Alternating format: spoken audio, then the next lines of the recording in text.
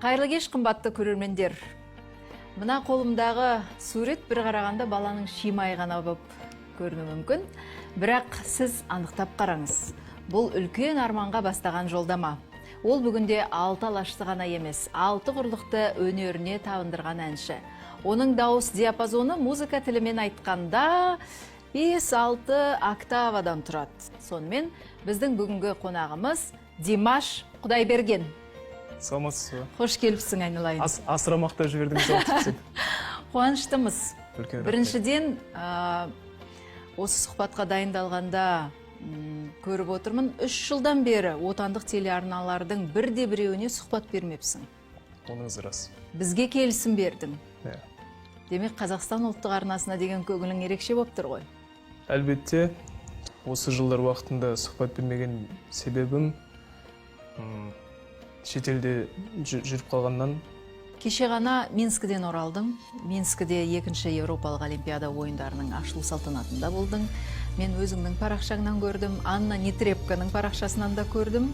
Игорь Крутоймен сахна сыртында тұрып, сен сахнада тұрсың, ал Игорь Крутой мынау менің әнім, Димаш орындап жатыр деп Анна Нетребкаға түсіндіріп жатыр. Ал кейін Анна Нетребкаға біреулер жазыпты, Димаш қалай сізге деп. Ал Анна Нетребка жазады, уникальный голос, талант деп жазады.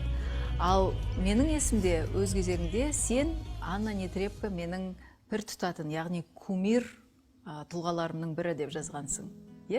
Әлбетте. Анна Нетребка өнері былай тұрсын, ең алдымен рухани тұрғыдан ерекше бай адам. Сахнадағы өнер көрсеткендігін көрген кезде мен ерекше тамсанатынмын. Шіркін осы кісінің жүрген сахнасында мен де жүрсем деген балалық арманым болатын. Арман демекші, мынаның бәрі арман ғой. Сіз бұны үйдегі ата-анаңызға көрсеттіңіз ба, осындай арманым бар деп кезінде? Мынаның бәрі орындалып жатыр ғой қазір. Димаш деген дискіңіз шықты. 37 секундта платина дискке айналып кетті. Аллаға шүкір. 120 елде фан-клубың бар. Мынау домбыра, мынау мінекей музыкалық ән шырқауға керекті күшейткіштер, сахнада тұратын құрал саймандардың барлығы. Мынау кассета ғой дейм, е? Бұл музыкалық орталық, және де дыбыс күшейткіштері, гитараның дыбыс ұлғайтқышы, анау преамп деп аталады. Анау мен өзім бала кезде... Анау менің өзім. Міне, Димаш. 3 жасымда, қателеспесем 4 жасымда, 3 жасымда сондай жас шамаларында салған суретім. Ол кезде кішкентай кезімізде сол музыкалық құрал саймандарды, сахнаны салғанды, сахнадағы өзімнің тұрысын салғанымды сөйтіп қатты ұнататынмын. Бүгінде психологтар, бизнес-тренерлердің бәрі аффирмация жасаңыздар деп жатады. Я болмаса арманның картасын жасаңыздар деп жатады. Оны Димаш 3 жасында өтіп қойған. Сондықтан бүгін үлкен сахналарды бағындырып отыр. Сол арманның бірі мұрағатта сақтаулы екен. Мына қазір экраннан көрейік. Мен арманымның шегі жоқ, бірақ та осы армандарының ең бастысын айта кетсек осы. Осы менің арманымда халқымның көңілі жай, білімге бай болуын қалаймын. Және де осы өскен соң осы қазағыма осы ықпал еткізетіндей үлесімді, осы қазағыма осы жақсы жағына үлесін қосатын азамат болушы ғой менің ең басты арманым. Мінекей, бәрекелді. Ал өздеріңнің осы арман қуған жолдарыңда үлгі тұтатындай еліктейтін адамдарың бар ма? Қазақтың барлықта ғалымдары да, ақындары да, жазушылары да осы өзінің еліне ықпал еткізіп, осы үлесін тигізіп кеткен болатын. Мен осы ақын жазушылардан, ұлы тұлғалардан, яғни осы үлгі тұтқым келеді. Солардың бірінде осы Абай Құнанбаев пен осы қазақтың 2 қыз батыры осы Әлия мен Мәншүкте үлгі тұтқым келеді. Себебі осы Абай Құнанбаев осы балаларға кішкене де үлесімді тигізсем деген оймен қара сөздерді жазып, осы керегін алып, керек емесін алмай қойсын деген оймен жазған болатын. Ал осы Әлия мен Мәншүк осы қазақ еліне осы бізді осы бейбіт өмірге бөлеген, осы 20 жыл болса да өмір сүріп, осы бізге ықпалын тигізгеніне алғысым шексіз. Қандай бала? Жақсы бала сияқты, былай қарағанда. Димаш, үлкен байқауларда, додаларда сен мұз жарғыштай бұзып кірдің. міне осы 3 жылда Лондон, Мәскеу, Қытай, кеше Американың үлкен байқауларында болып қайттың. Бірақ мен сол 2 жыл бұрын, 3 жыл бұрын көрген қарапайым Димашты көріп отырмын. Ой, рахмет. Өзің бойыңда, өзің айтып отырсың ғой, оқшауланғанды, менің мамандығым соны талап етеді деп. Оқшауланғанда мен қалай өзгердім деп өзіңе сұрақ қойдың ба? Менің өмірім қалай өзгерді? Мен қалай өзгердім деп. Күнде бұл сұрақты өзіме қоямын, әрине. Ұлы ғалым Омар Хайямның бір жақсы айтқан сөзі бар. Орысша оқығам, бұл цитатаны. Не завидуйте тем, кто удачлив и богат, ведь за рассветом всегда наступает закат дейді. Сол себептен мына қазіргі таңда менің өмірімде болып жатқан қызықты сәттер деп айтайын. Әртістік өмір. Ол сөздің шынына келгенде бір уақытша нәрсе. Күндердің бір күнінде мен де сахнадан түсіп, көрермендердің қатарына отырам. Сол көрермендер қатарына отырған сәтте қасымдағы бұрын араласқан, бірге жүрген бауырларым немесе танымайтын көрермендер менімен жылы сөйлесу керек, мен оларға тік қарай білу керекпін. Ал бұл жеңіс тұғырына шығуға көмектесе ме? Дәл осындай ұстаным. Жеңіс тұғырына шығуға көмектесетін ең алдымен жаратушымыз. Одан кейін қасымдағы мені әрқашанда қолдап, әр басқан аяқ алысында демеп жүретін, қолдап жүретін менің ата-анам. Әрбір адам өмірде рухани тұрғыдан дәріс алатын, және де кәсіби тұрғыдан дәріс алатын өзінің ұстаздары бар. Менің өмірлік ұстазым, менің кумирім, ол менің әкем алдымен, және де анам. Содан кейін өзім ерекше еліктеп өскен бір ерекше жан бар. Есімде соны 99 немесе 2000 жылдары 4-5 жас шамасында мен Ахмет Жұбанов атындағы Ақтөбе музыкалық колледжінің жанынан құрылған балалар мектебі бар. Сол мектепке сол 4-5 жас шамасында ең алғашқы рет табалдырықты аттап оқуға түскем. Және де ең алғашқы жылында сахнаға шығып, мені жүргізуші алдарыңызда болашақ Марат Әйтімов деп сөйтіп хабарлаған болатын. Ал мен Марат ағаны кішкентай кезімнен бері үйде көретінмін. Ол кісілер ол кезде жас, шығармашылық бір ізденіс үстінде ылғиды. Бала кезден бері Марат ағаның сыныбында оқысам деп армандайтынмын. Марат аға маған тек қана кәсіби тұрғыдан біліктілігімді арттырған адам емес мен үшін. Ол кісі мені өнерге және де сонымен қатар өмірге үйретті. Жақында Ақтөбеге барып келгем. Марат ағаның класына бердім. Екеуміз жаттығуды жасадық.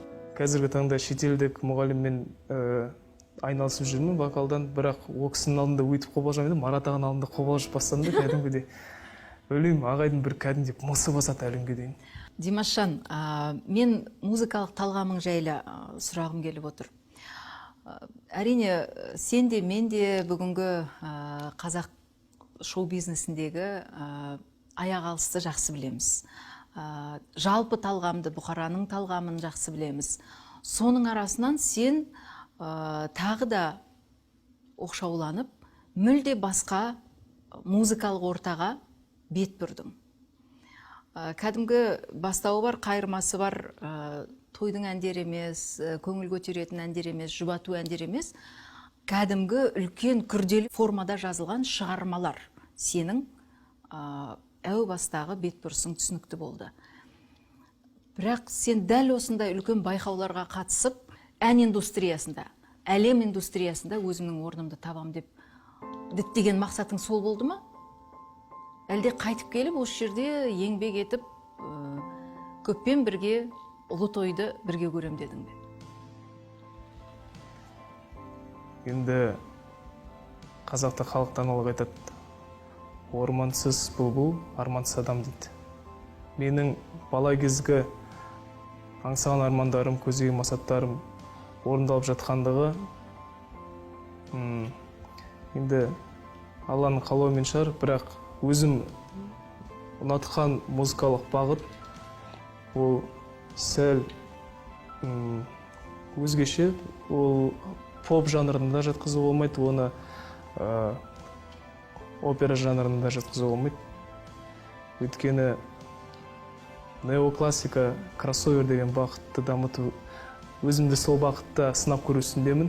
Бұл әндермен танымал болу өте қиын ғой. Өте қиын. Бұл Уитни Хьюстон, я болмаса Фредди Меркуридің алған жолдары, я Селин Дионның алған жолдары. Бұған үлкен нарық керек. Ол нарыққа шығу жолдары өте қиын. Бірақ мен бұл бағытпен шектеліп қалым келмейді, өйткені мысалы Рэй Брэдберидың бір тамаша сөзі бар. 17 жаста адам мен бәрін білем десе, ол жарасады дейді.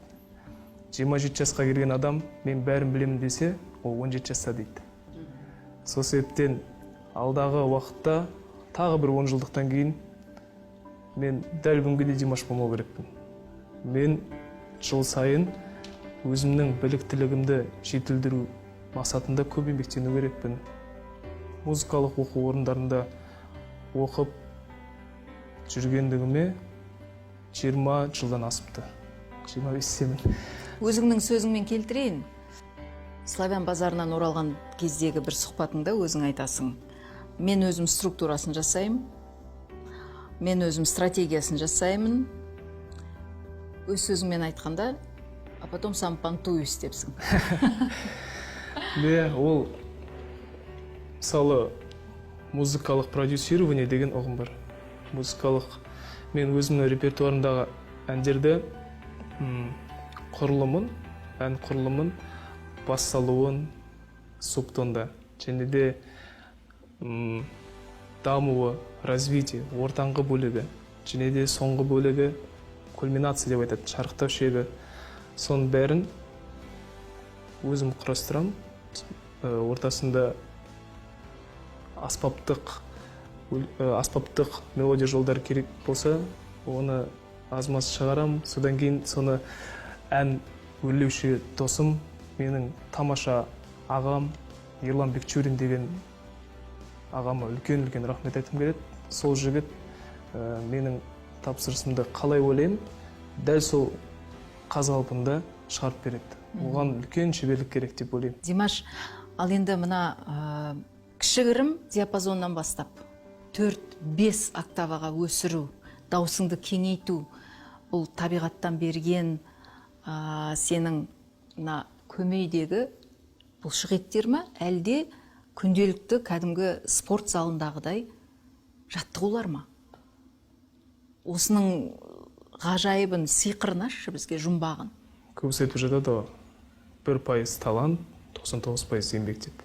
Еңбек арқылы адам жетіледі, еңбек арқылы адам өседі, бірақ дегенмен алдымен табиғат, және де сол Алланың берген өнерін, аманат етіп берген өнерін біз міндетті түрде күнделікті немесе күнара дайындалып жетілдіру керекпіз. Ол дейтін үлкен бір спорт секілді.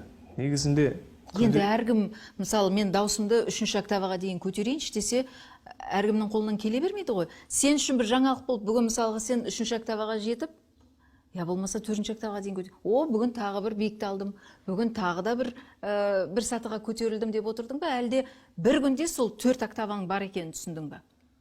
Жоқ, ол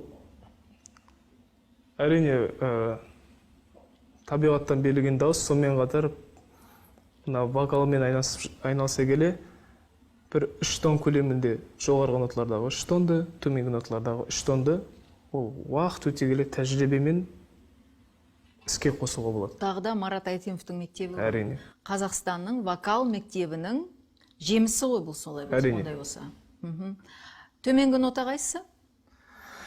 Есімде жоқ, әр кезде әртүрлі. Әр кезде әртүрлі. Ал жоғарғы? Әр кезде әртүрлі. Құпия демек. Құпия.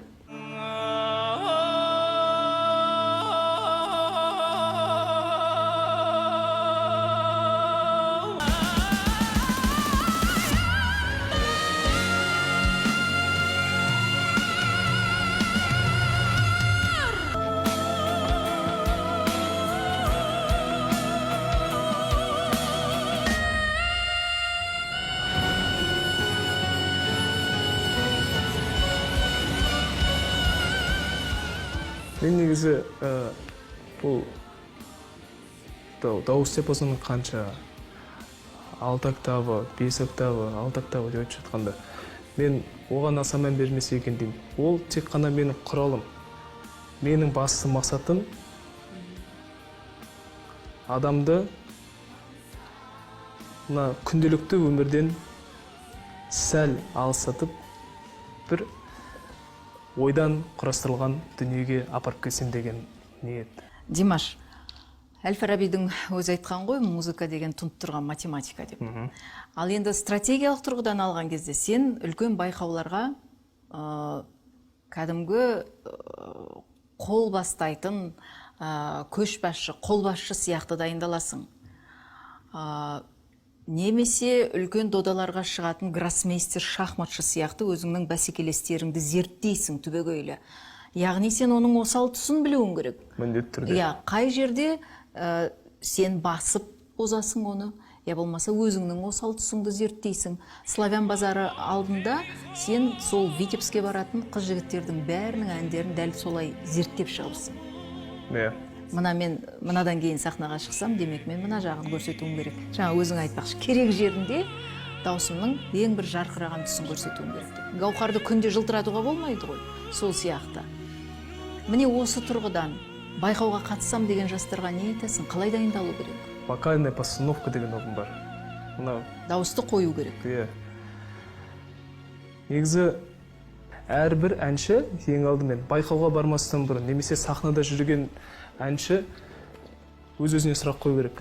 Мен мына байқауға елдің атынан баруға, немесе қазіргі таңда еліміздің үлкен сахнасында өнер көрсетуге лайықтымын ба деген, ең алдымен. Сол сұрақты күнде қоятын болса, өзіне адам әлбетте ілгері басады. Лучиано Паваротти деген үлкен атақты опера әншісі әлемнің номер 1 дауысы бола тұрып, номер 1 теноры бола тұрып, өлгенше жасы 70-ке келгенше мұғаліммен дайындалған. Өйткені сырт жақтан құлақ керек. Адам, әнші өзін ешқашанда дұрыс естімейді. Оған әрқашанда дауысы әдемі болып естиді. Сен күніне қанша сағат жұмсайсың дайындалуға? 3. Сені кім тыңдайды? Мұғалім ретінде Қытайда мұғалім бар. Сол үлкен Азияның және де Еуропаның үлкен шоқ жұлдыздарын дайындайтын кісі екен. Сол кісімен дайындалып тұрам, бірақ кейде уақыт болмай жатқан кезде клавишті алып аламын да, өзім күйсандықта ойнап отырып, өзімді баптауға тырысамын. Әзірбайжанның атақты әншісі Полат Бülbüloğlu Славян базарында өткен үлкен жобада өзіңе қолыңа жүлдеңді ұсынып тұрып, мальчик из Казахстана просто уникальный. У него практически 3 голоса в одном. Хороший низкий, средний нормальный и альтина. Это очень редкий голос. И он очень профессионально пользуется всеми 3 голосами. Наверняка мы видим будущую звезду деген екен. Бұл 15-ші жылы болған оқиға. Ал енді Полат Бülbüloğlu'ның өзі мақамдарға салған кезде, Әзірбайжанның атақты халық мақамдарына салған кезде, ол кісі де дәл осылай төменгі, жоғарғы дыбыстарды жуанын да, қоңырын да әп-әдемі біледі, және бұлбұлша сайрайды. Бүлбүл деп бекер айтып жатқан жоқпыз ғой.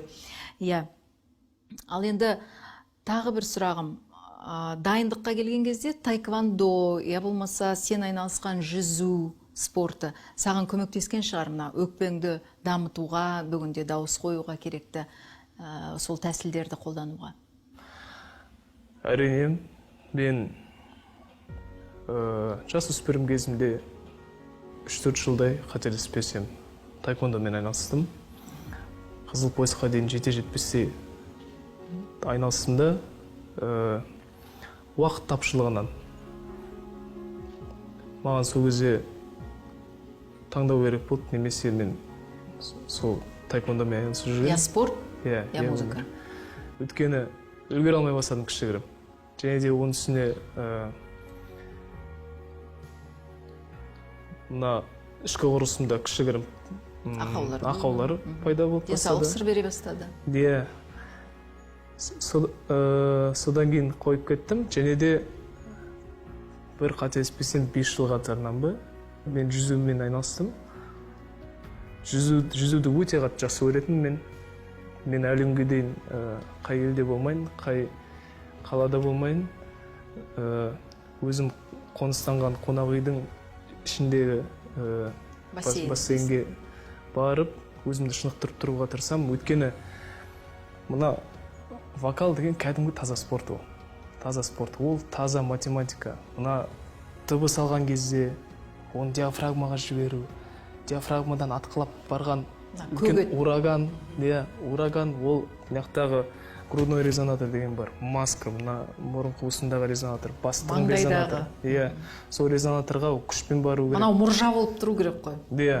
Ол кәдімгідей химический процесстер жасап жатады ғой. Сол кезде өзіне өзі көтеріледі ғой. Сол сияқты былайынан тынысын көтеріледі, ауа көтеріледі, бірақ тынысын көтерілмеу керек, кеуде көтерілмеу керек. Оның өзінің заңдылықтары бар. Және де онымен күнде бұлшықеттерді жұмыс жасатып тұрып шұғылдану керек. Әлемдік индустрия жайлы сөйлессек, музыканың. Біздің ауылдан шықтың, AMSNG жобасында көріндің. Бірінші боп шықтың да, бірінші боп кәдімгі сананы қақ жарып, ешкімнің есінен кетпейтіндей, ешкім ұмытпайтындай өнер көрсеттің. Бұл расында да мұз жарғыштай дүлей күшпен, алапат күшпен сен еніп кеттің. Енді ол машина сені айналдыра бастады. Әлемдік индустрия. Қалай өзгеруге тура келді? AMSNG жобасы менің өмірімде ерекше бір белең алған сәт, ерекше ұмытылмайтын сәт.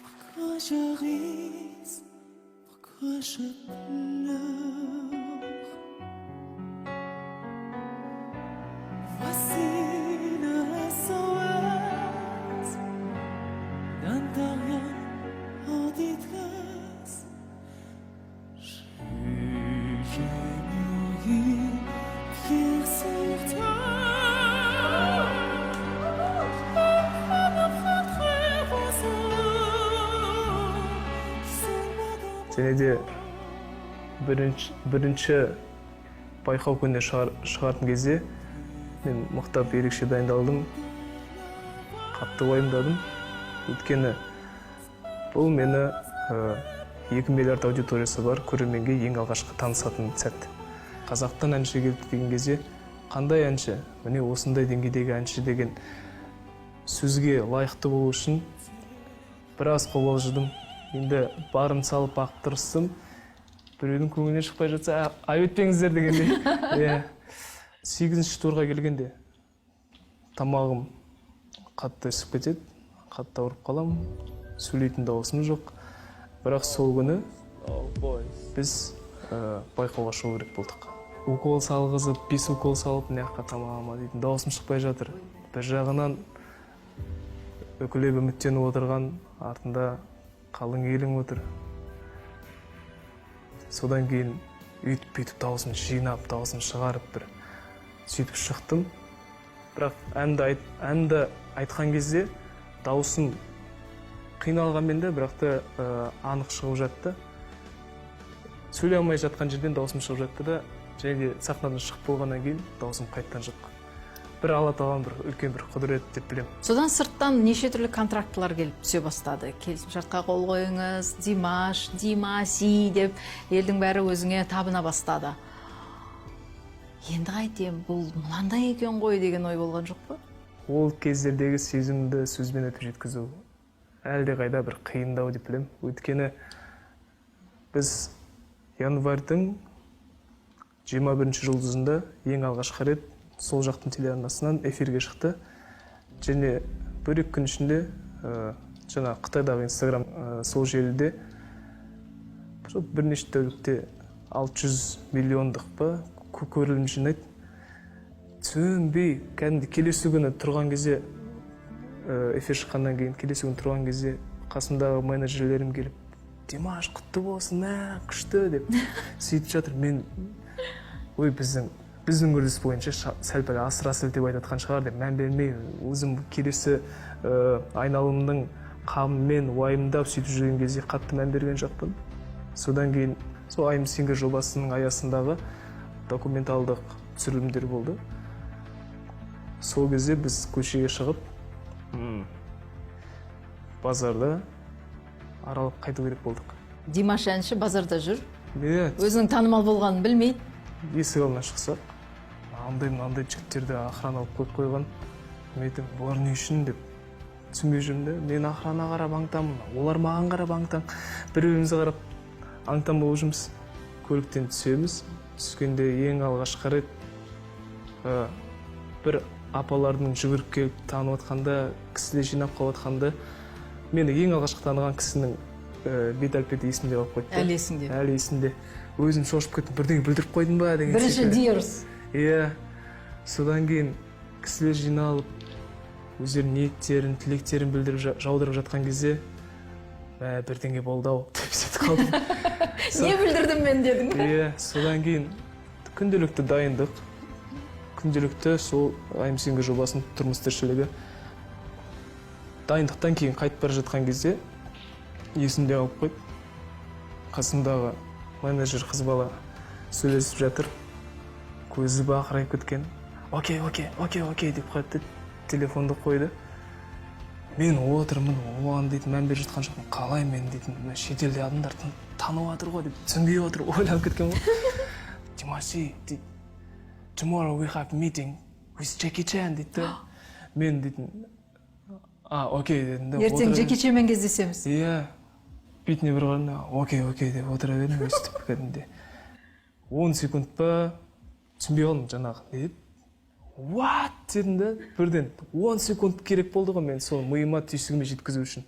Мен кішкентай кезімнен бері сол кісі мен бір көрсем, бір қол ұстассам деп қатты армандағанмын. Мынау ғой. Иә. Мынау орындалып жатыр. Иә, содан кейін келесі күні кездесетін сәт біз жаңағы менеджерім айтып жатыр, ол саған арнайы сыйлық дайындап қойыпты, сенің өнеріңді қатты ұнатып қалыпты деп. Жүрегім тарс-тұрс. Содан кейін мен не берем? Қараңғы батып кеткен, түн жақындап қалды дайындықтан келе жатқан кезіміз. Қазақи бір Сыйлық табу керек. Сыйлықты таба алмай жатырмын. Ол жақта Пекиннен қайдан табамыз? Бірден әке-шешеме звондадым. Ертең Джеки Чан кездесейін деп жатыр, мені шақырып жатыр, қонаққа шақырып жатыр десем, ойбай не дейді? Ана жерде абыр сабыр бүкіл үйдің бәрі, туысқандар бәрі шулап жатыр. Содан кейін не істерімізді білмей жатырмыз. Ана жақта Үрімші деген Қытайдағы қала бар. Қазақтар шоғырланып тұратын. Иә, сол аудандағы адамдарға Хабарласа бастадым. Иә, бір шапан керек, домбыра керек, не істейміз деп. Ол жақтан анаяқтағы адамдардың барлығы шапан іздеп кетті, аяқ астынан. Және де келесі күнге кездесуге дейін бір ағамыз ұшып келіп, шапан мен домбыраны берген есімде. Иә. Сол кезде кездесетін сәт туды. Ол кісі студияда ән жазып жатыр. Мен кірдім.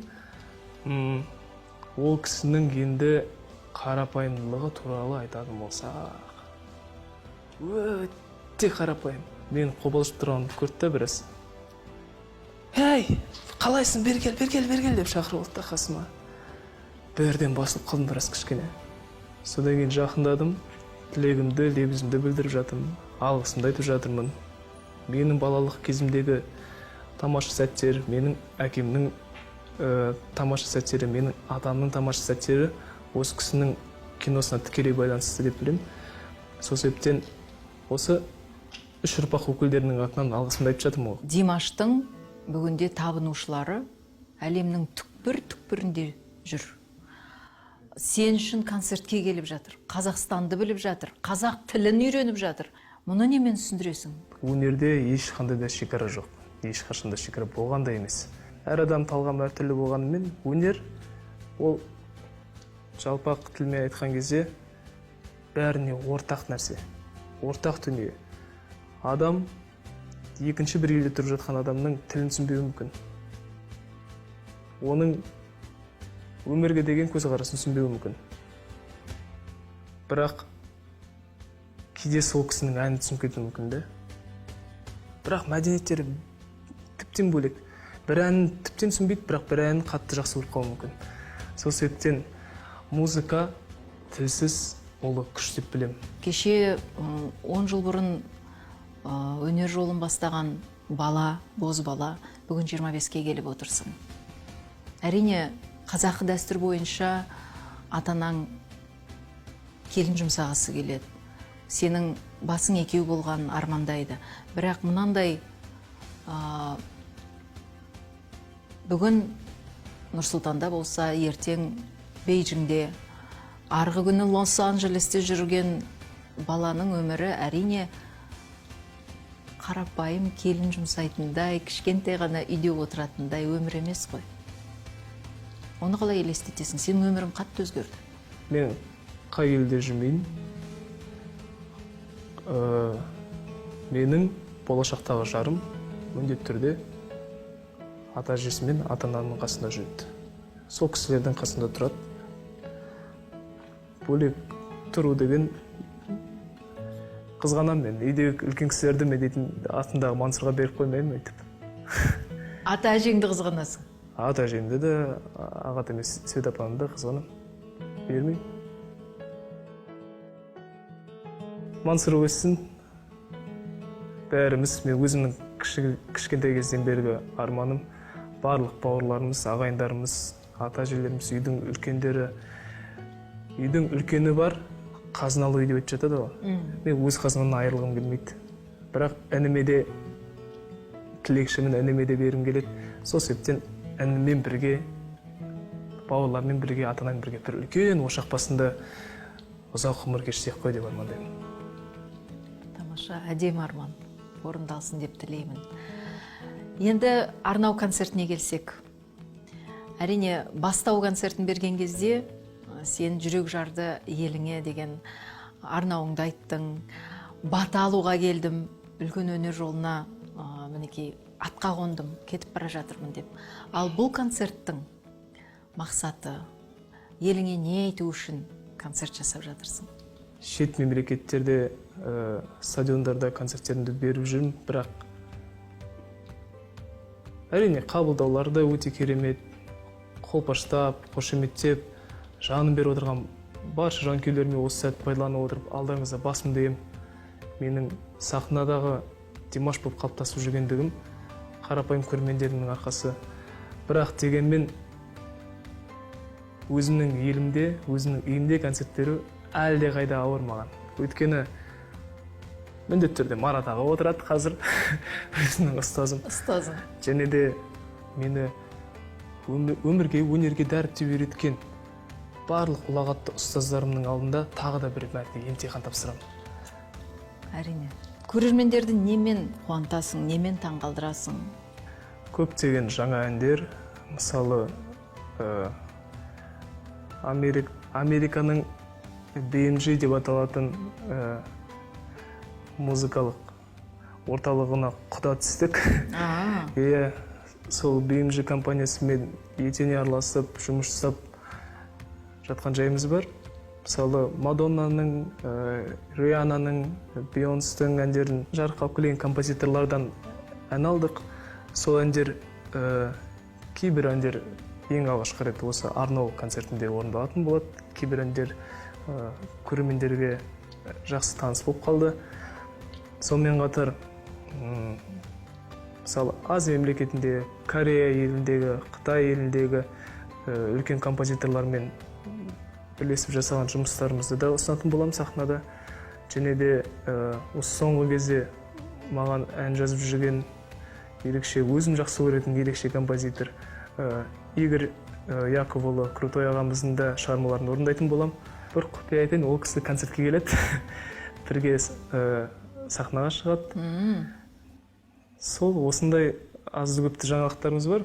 Димаш, ID альбомында «Соғыс пен бейбітшілік» деген ән бар. Енді Лев Николаевич Толстойдың «Соғыс пен бейбітшілікті» білеміз. Соғыс пен бейбітшілік емес, соғыс әлем деп аударған дұрыс екен жалпы.